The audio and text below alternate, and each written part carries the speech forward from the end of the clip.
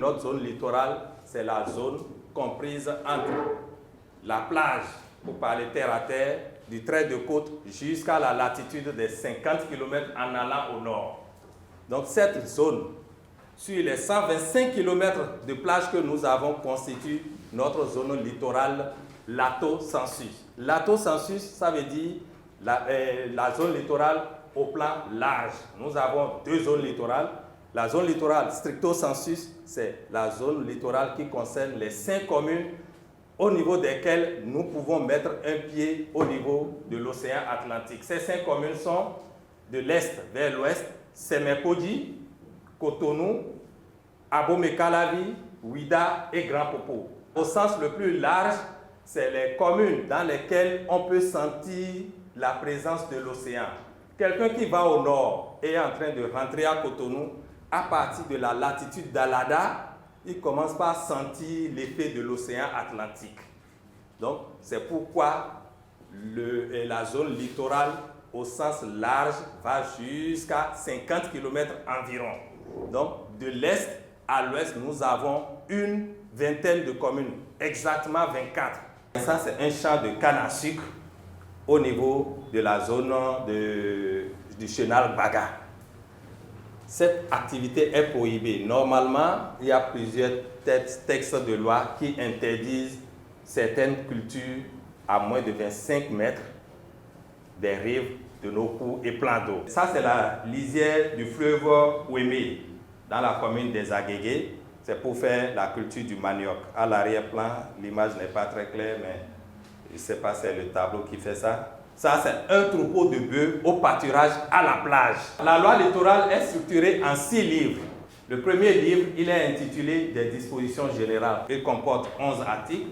Il détermine le champ d'application. Il précise certaines définitions de mots.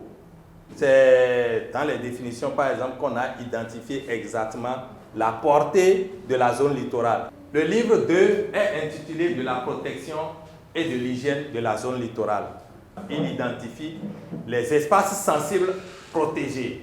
Il prévoit des mesures de protection des ressources naturelles liées aux activités agricoles, à la pêche, à la pisciculture, à l'élevage, à la chasse, à l'exploitation des carrières et aux activités touristiques.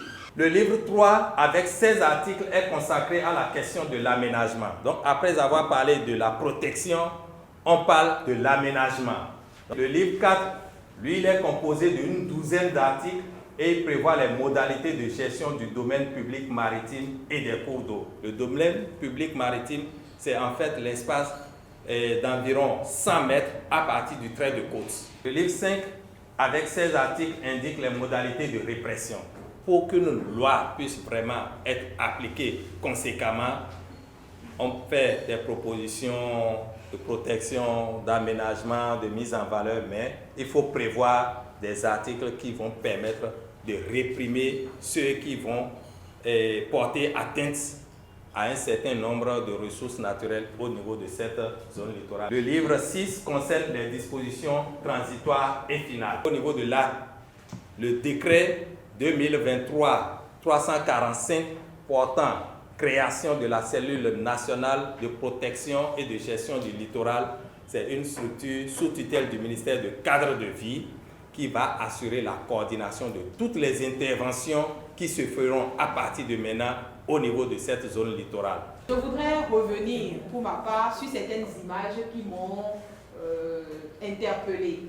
Quand on interdit le fait qu'on aille chercher du sable au niveau de la plage pour construire nos maisons et que nous on décide si la plage ne peut pas venir à moi, je vais à la plage et que je viens sur la plage pour mettre moi-même, faire mes briques et les transporter pour construire, qu'est-ce que je peux risquer à ce moment-là? Effectivement, cette image, elle capte tout de suite et elle choque en même temps. Comme je l'ai dit, c'est une image qui a été prise il y a longtemps, mais aujourd'hui, cette pratique ne peut plus être observée au niveau de nos côtes. Parce que les dispositions ont été prises pour permettre aux communautés d'avoir accès au sable. C'est ça qu'on appelle hors littoral, le sable hors littoral. Aujourd'hui, il y a beaucoup de sociétés de dragage de sable qui exercent cette activité en dehors du littoral. Comment est-ce que le projet Waka a pu restaurer nos plages pour ce travail qui a été fait? Parce que la loi, c'est un test qui est là, qui permet en fait de pouvoir atteindre les objectifs, parce que maintenant avec les réglementations, on sait, attention, je n'ai pas le droit de faire ci, je n'ai pas le droit de faire ça. Mais comment est-ce que Waka a réellement impacté le terrain? Le projet Waka, sa zone d'intervention, c'est la commune de Grand Popo en termes de travaux de protection côtière.